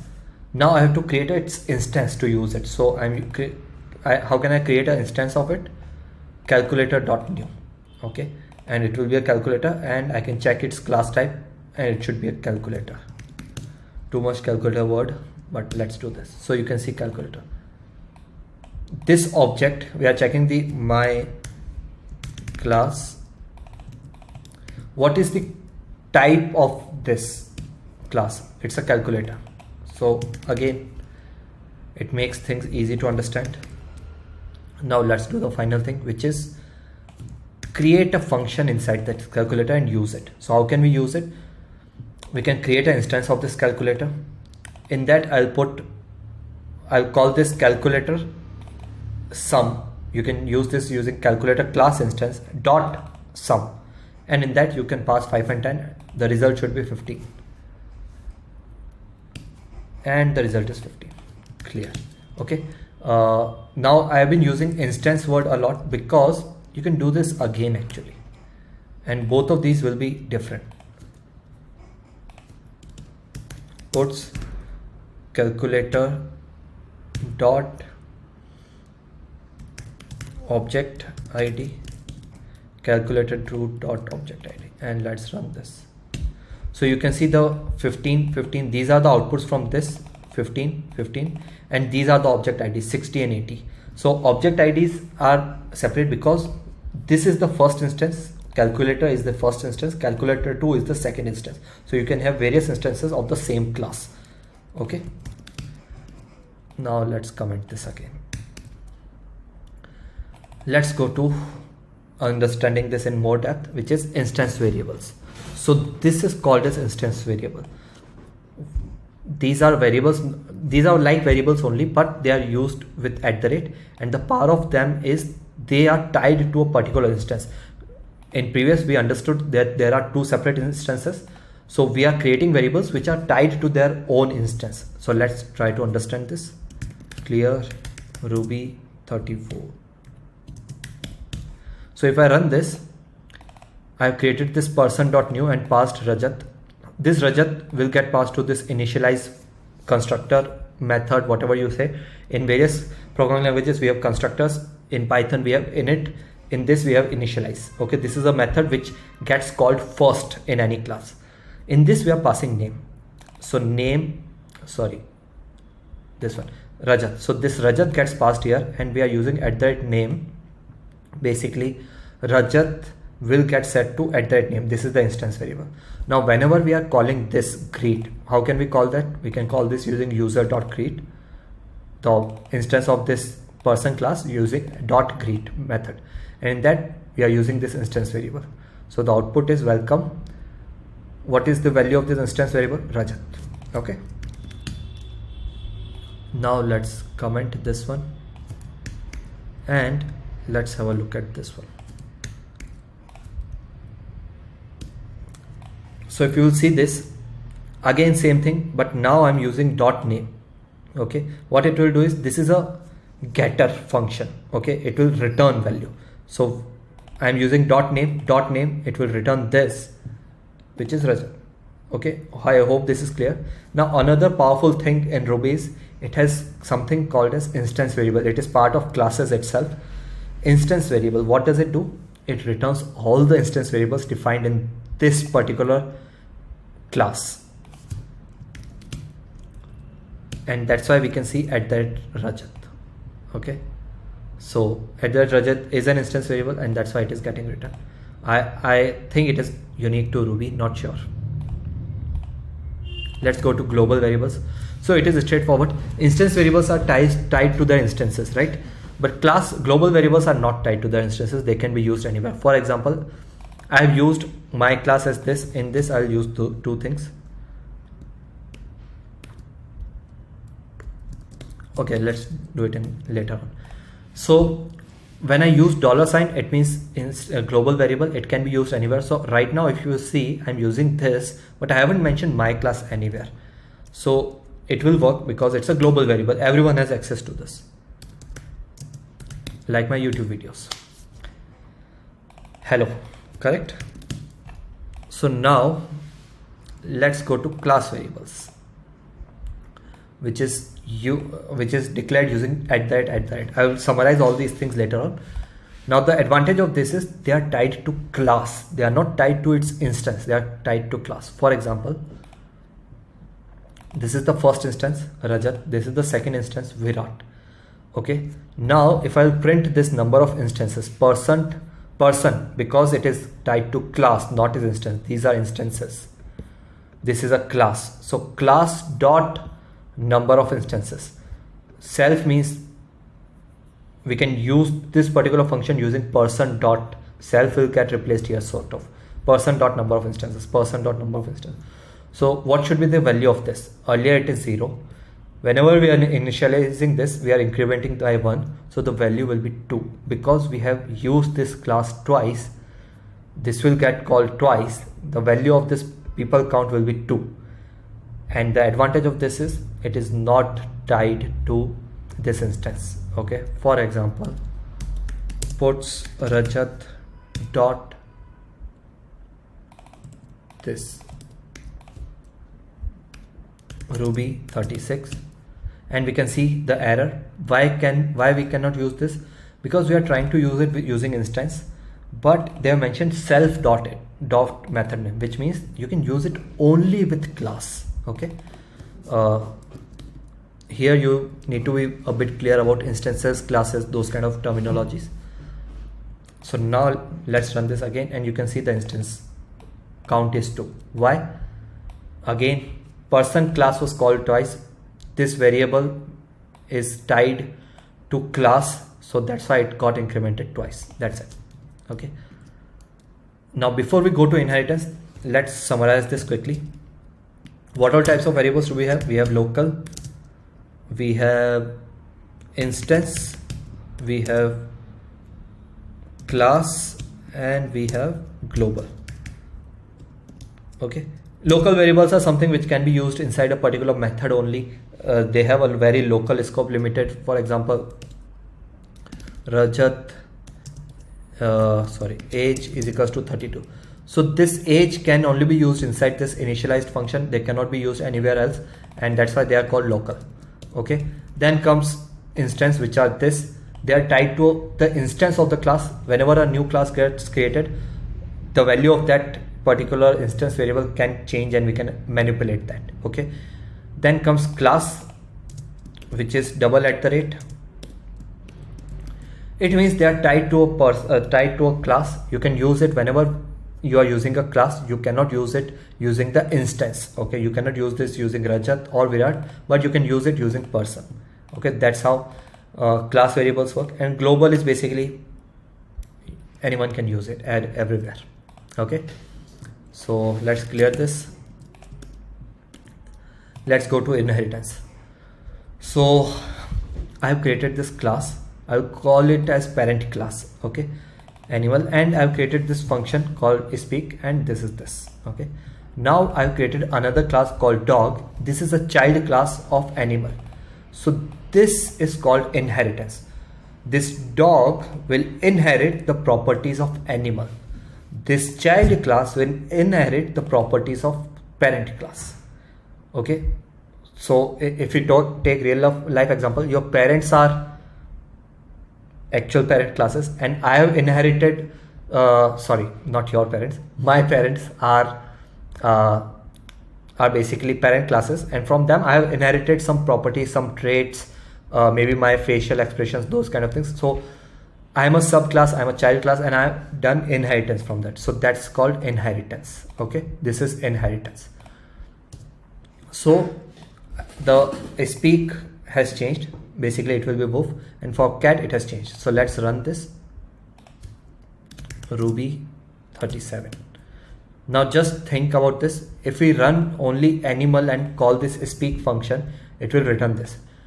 If we call dog, it will return this. Although the original parent class did had this, it will get overwritten by this. Okay, and finally meow. So let's do this.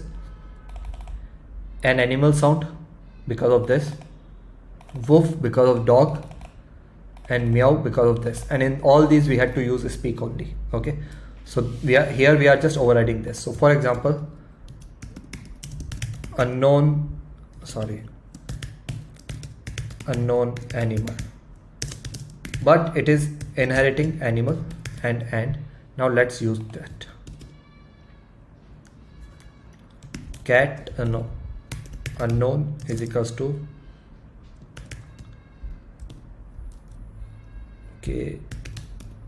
unknown animal dot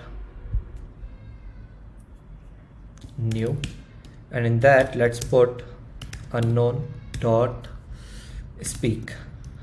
Think what should be the output of this. The output is an animal makes sound. Although this function is not part of this, it is part of animal, which is a parent class. So that's why it does have trait to this. It has access to its methods.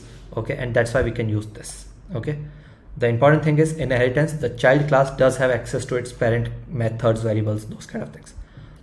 Now what if in cat we actually don't want to meow this? We have written some code but we don't want to this. So you can use super keyword. What it will do is it will override this behavior and again shift back to its parent, and whatever the parent is doing it will do that. Let me comment out other things so that it becomes a bit clear.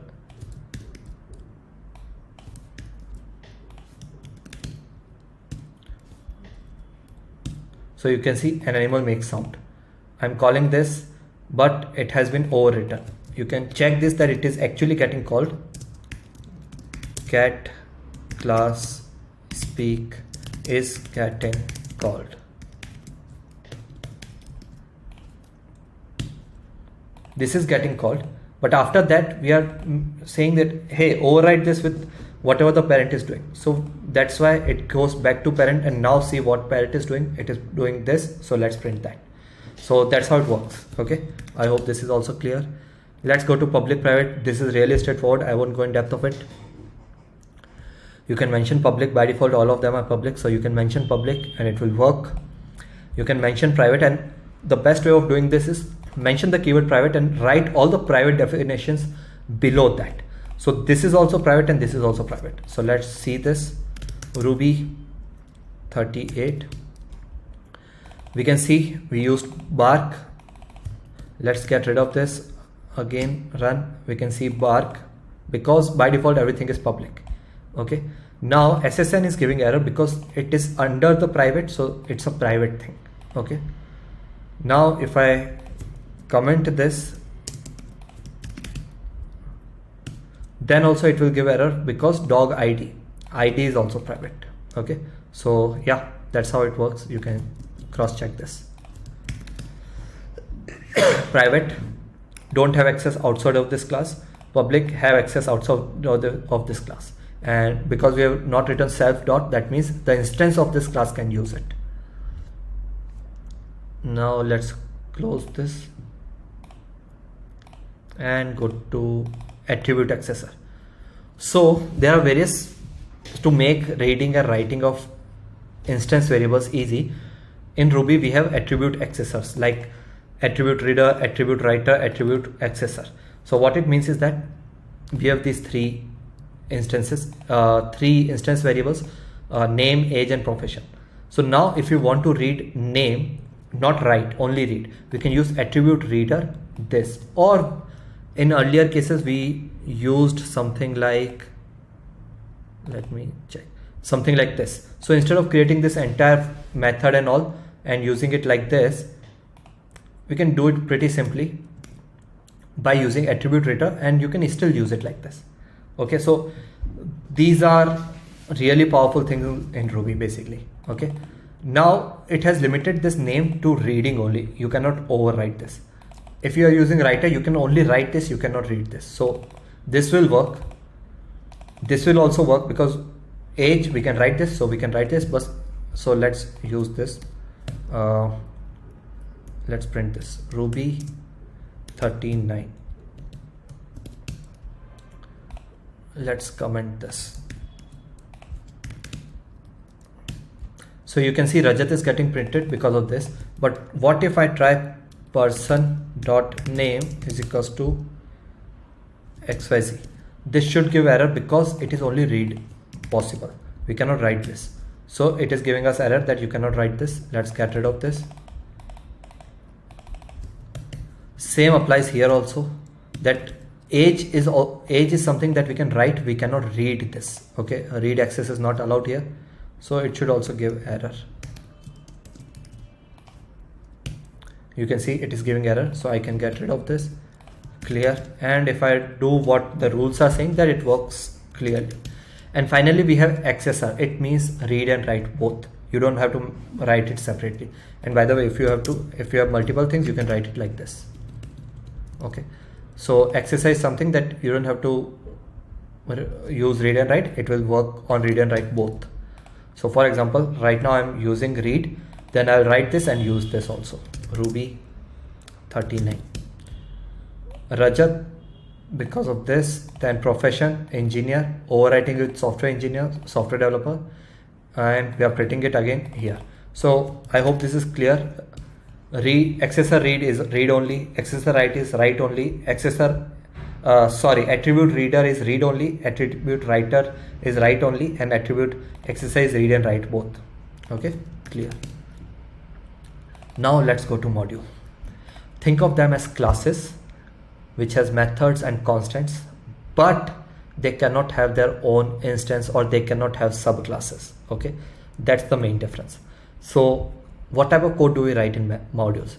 Codes which you can access directly, meaning a constant, a fixed method which will give same result over and over. So for example, date.today. So this is a module that we require explicitly. It is not like math.py. Let's start from top. Math.py is a predefined module in Ruby, so you can use math and you can use its constant using this scope, and it will print a value of pi. So that's one. Second is date. This is another module, but we have to import this. So we are importing this using require, and it will use date.today and it will print today's date. So let's use this Ruby 40. This is pi, this is date. Now we have created our own custom module. In this we are mentioning pi, which is a constant, and some methods. How can you use this? You don't have to create its instance because we cannot create instance of modules. Okay, so circle.area, directly using this circle.area, passing 4, and it will return the value. And same for circumference, and we could have used pi also.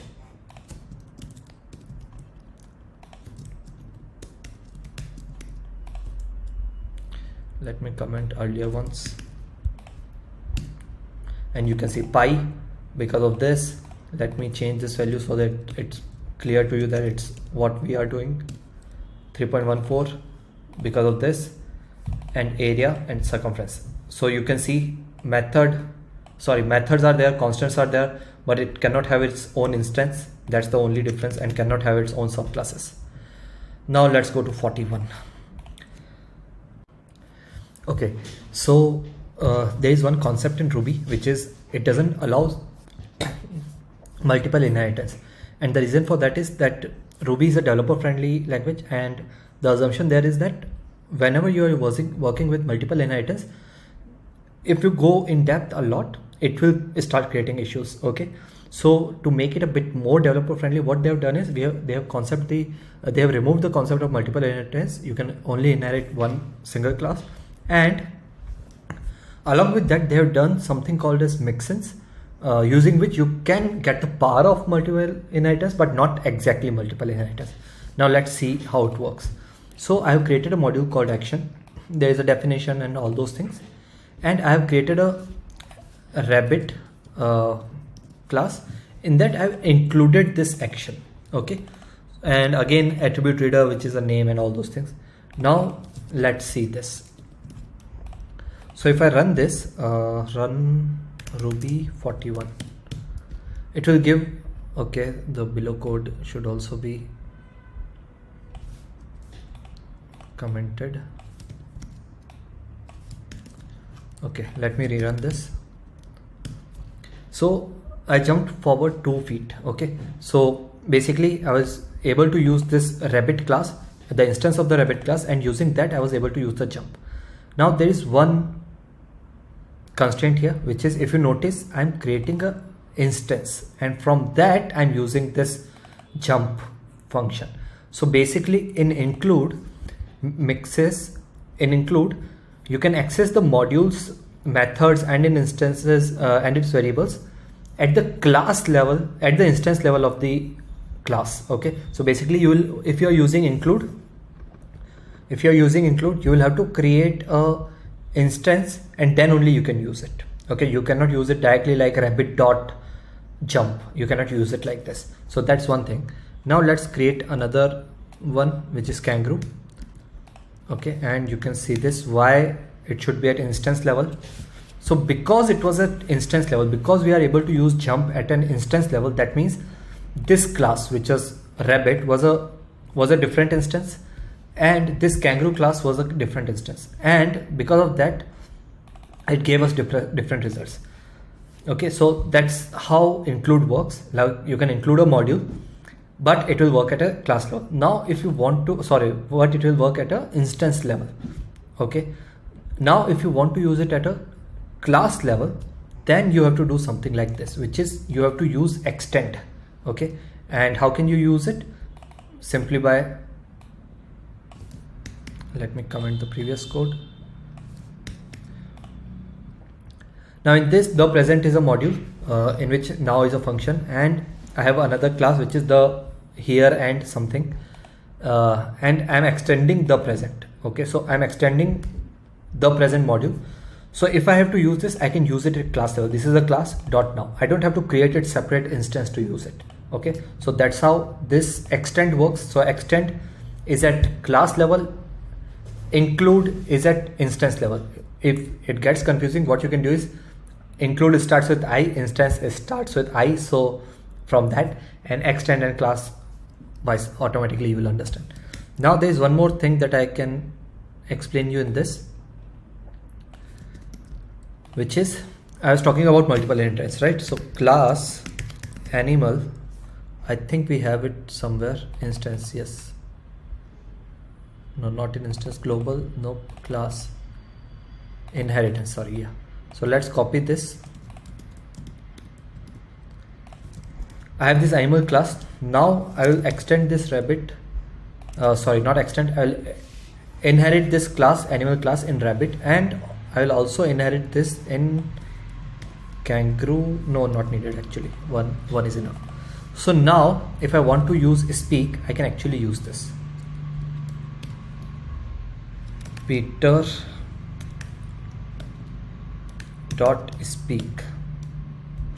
Why am I doing this mistake? Peter dot speak. Okay, and it will return, so I will have to use puts here. Now let's rerun this, and you can see an animal makes a sound. So basically we were able to use action as well as animal, both are separate things, module and class, in a single thing, and that way you can in a way understand that we can use inheritance. Okay, so let's go to the last one, which is 42 set. It's last because the numbering was already done, and that after that I added it. So it's nothing special. You just have to understand the concept of set. Basically no unique, it will require only unique values. You cannot repeat values. So I have 1, 2, which is here. After that I have added 3 twice, but it is showing only once because in set unique values are allowed only. And finally add like, share, subscribe. So that's it. That sums up this entire video series, and I'm happy that it required 42 lessons sort of. 42 is answer to everything kind of thing. Okay, so what's next? I would encourage you to try out some practice problems. You can find them on internet or any coding platform. If you want to expand into development, try out Ruby on Rails. Rails is a really powerful framework for full stack, rapid full stack development. I have few courses like Airbnb clone or a Notes app clone application. Those kind of videos I already have, so you can follow along on them. And this required me like 35 to 40 hours of efforts, and I've compiled all of this within 2 hours. So do consider liking this video, sharing this with your friends, subscribing, and especially comment to share your feedback. And if some of the concepts are not clear, do let me know, because I had to assume that you know basic terminology. But if it is not clear, do let me know. I will create a separate video for that specific topic. That's one.